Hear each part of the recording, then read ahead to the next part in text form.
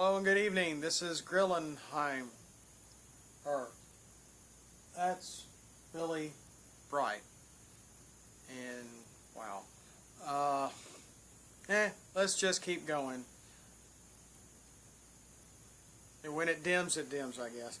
But I don't have a lot to say. I've learned some things that have been really interesting, and I thought about writing this stuff down and showing it to you too, but you could probably find that video on YouTube as well. So I'm not really going to go over the Hebrew language because I don't know all the characters, I don't know all the meanings, I don't know all the numbers. It's a very interesting language. I need to learn it. I need to know more about it.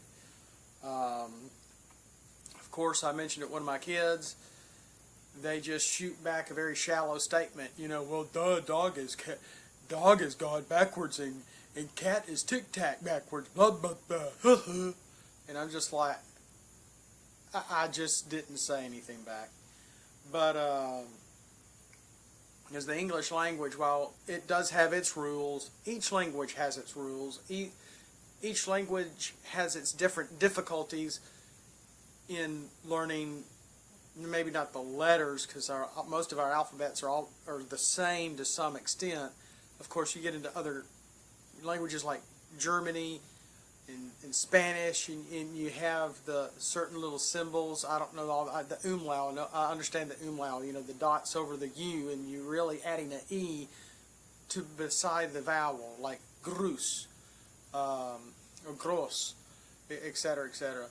And I'm wenig Deutsch. I don't know German. I can speak just a little, and even then, I probably, from what I've been said to a friend who's very fluent in German, he laughed at me, so I'm not going to try that again.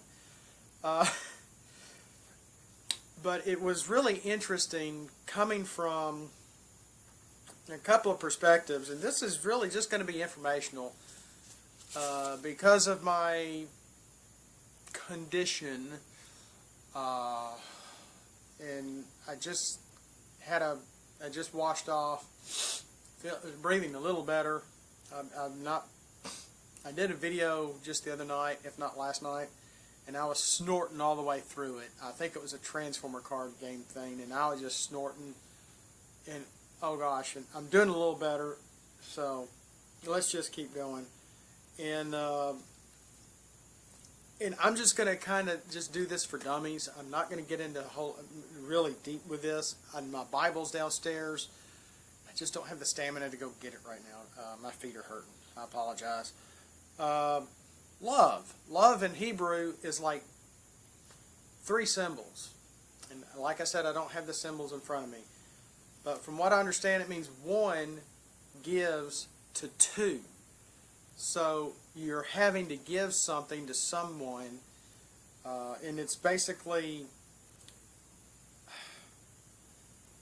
I think it is implied that you're giving it to God. I want to say the Aleph, which is the only silent letter of their 22 alphabet, which also I believe is a symbol for God, which is interesting in its own right, and I'll get to that in a second, which kind of looks like the division symbol in its rudimentary look,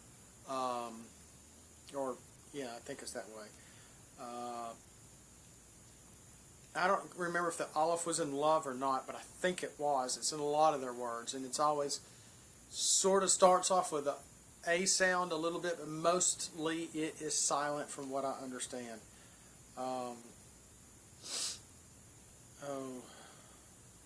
Don't give no love. I can't remember why I wrote some of these. I should have gone over this before. But another interesting thing that to note is the word for man and the word for woman. And on this channel we have spoken about sin, iniquities, transgressions. In a nutshell, of course, I haven't used all those words together before. But that's, in self-control, a lot about self-control, and about how we can change our minds in going about really trying to focus. You don't want to live with blinders on. We need to be open to new things, new friends, new people, new challenges, all sorts of things, new languages. But in that reign, the word for man are three symbols. I know the aleph is the first. Oh, shucks. It looks like a comma in the air. And then there's this W-looking thing. Like I said, I don't know this very well, so excuse me. But it's three letters. And it means Adam or man. And then for woman is almost similar, except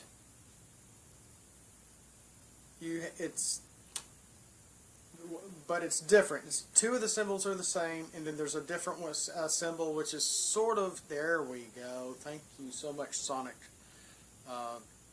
Racing, All-Stars, Transformed, etc., etc. All-Stars Racing Transformed, copyright Sega 2012. Great game. Anyway, let's move on. Is that you have, for man, you have the aleph. Let me do it from your direction. The aleph, a symbol, and the last symbol sort of looks like a W. I can't, and like I said, I need a course in this. I apologize. And then for woman, again, it starts with the aleph, and then it has a different symbol, and no, it's got the W looking symbol, which I think is I don't want to assume anything. And then a third symbol, a new symbol.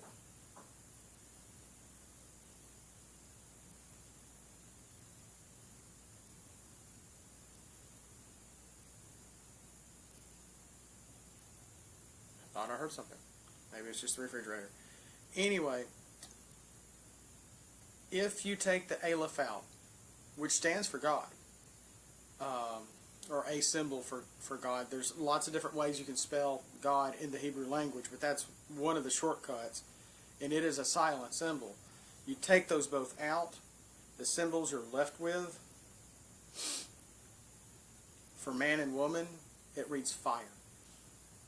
That leaves two symbols left, and it spells fire, from what I understand. I even checked that online myself, and I looked up the symbols for Hebrew for fire, and this person was correct. It was actually a professor of a college that was going over this. It was over an hour long. I can't believe I listened to the whole thing. It's very riveting, and it may sound boring, but it was very informative. I was just soaking every bit of it up. Did I memorize it? No. I was working at the time.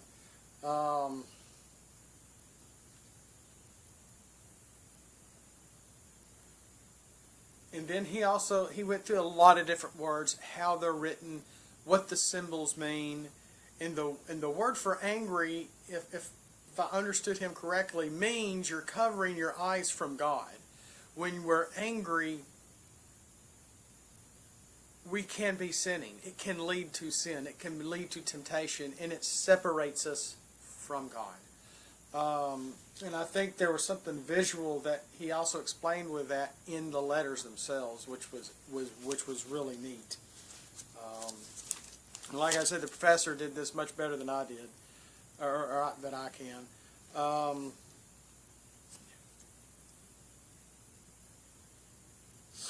I'm so sorry. I'm snorting again, sniffing. Dang, I'm about ready to take these sunglasses off. Oh, what the hey. Now I can read my writing. Righteous person, body and God. Sad and Kof. There's I think it was two letters. I just watched this the other day, and it sounded like he was saying Assad and Kof, but when you put them together, you don't pronounce the K in the actual word. It sounded like he was saying Assadov. Excuse me if I'm completely wrong, but I'm really trying to read my notes on how he pronounced it, as to how it looked, and how he was explaining this. In the words for righteous person, which is what this is, it basically means one who rules over their body. Righteous. My eyes are crossing. Let me put these back on. One who rules over their body. That is the meaning of a righteous person. What have I been saying all along? Even if you don't believe in the Bible, which I do, I believe in God. I believe in Jesus. I believe He was not just a teacher, but He was God Himself in man's flesh, and He died and He rose from the grave, and He's still living today. The blood that they have found is still alive.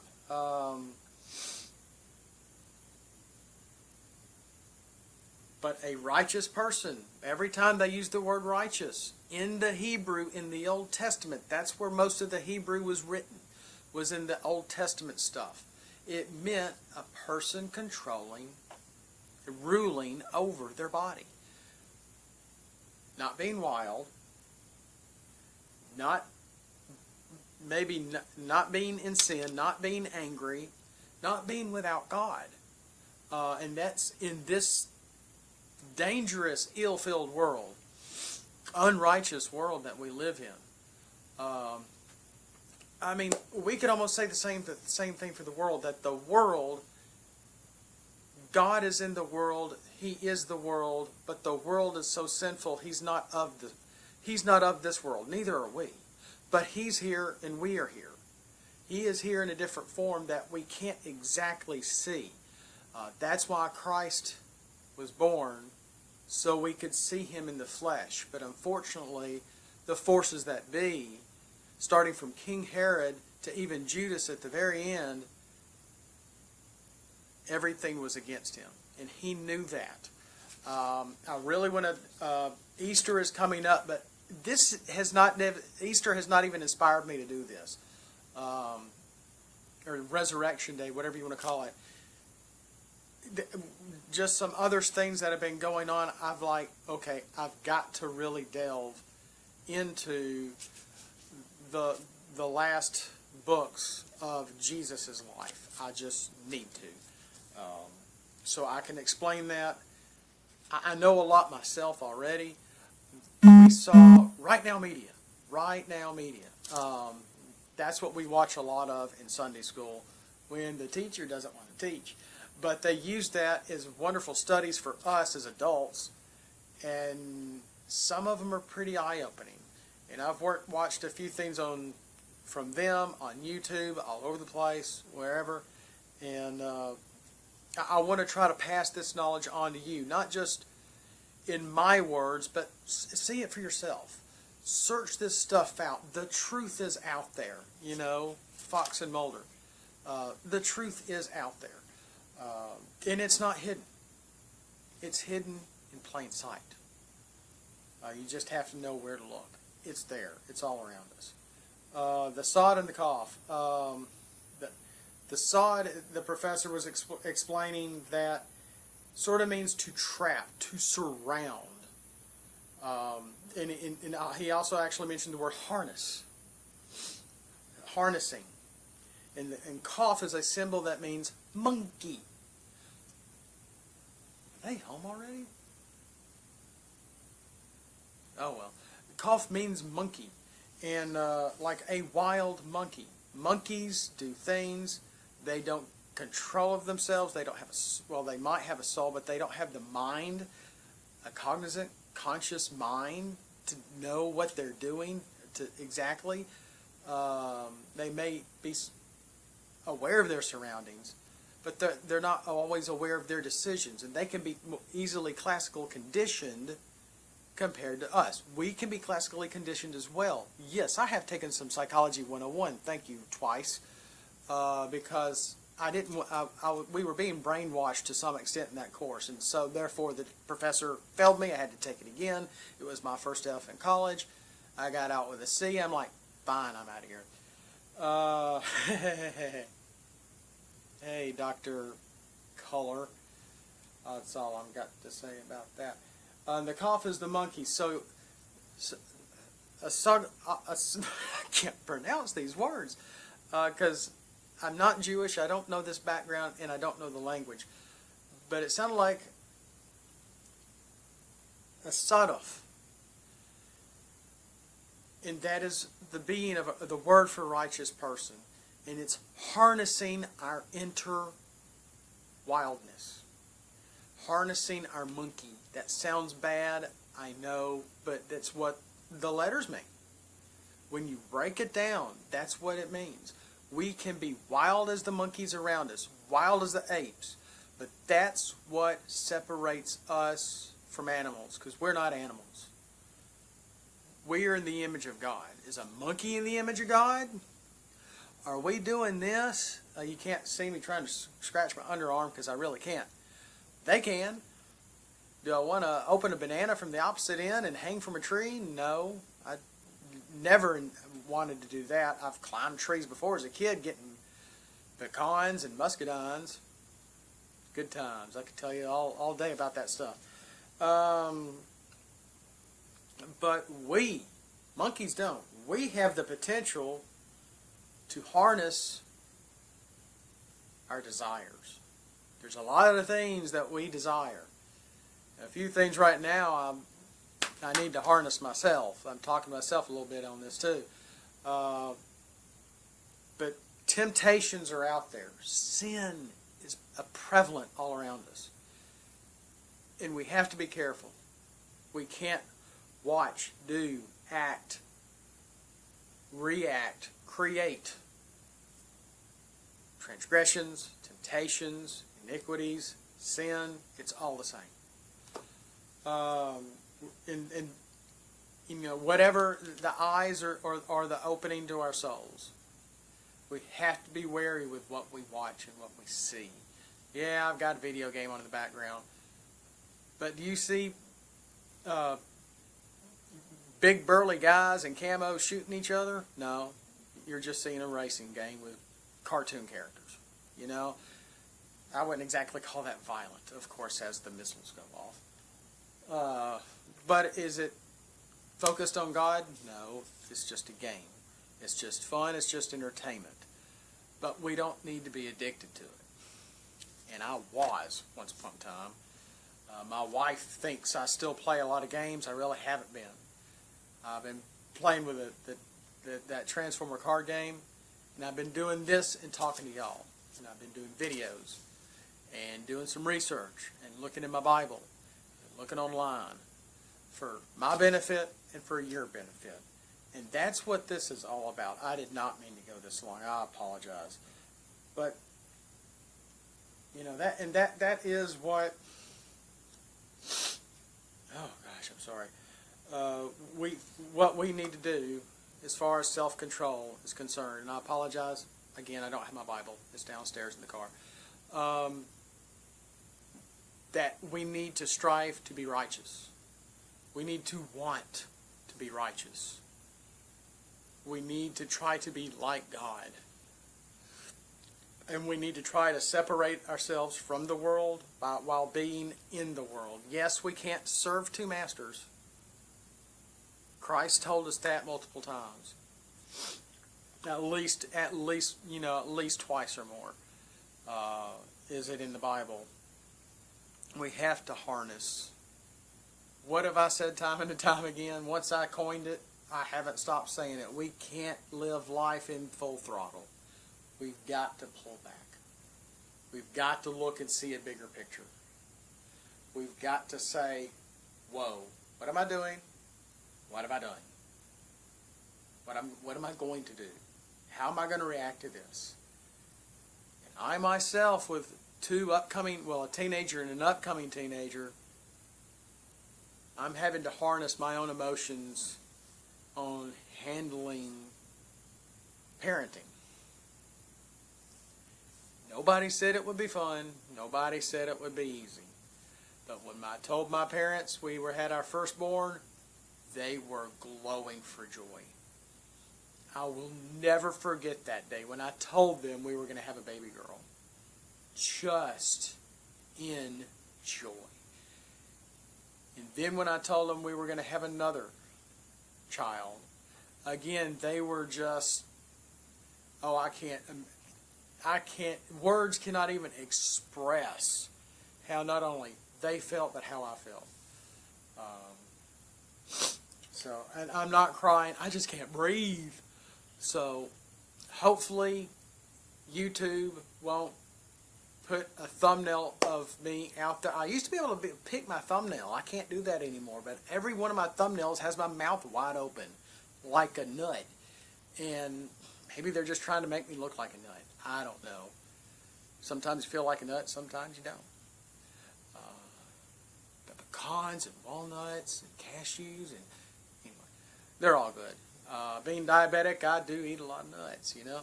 But with that, and that's really all I had for tonight. I apologize for going so long.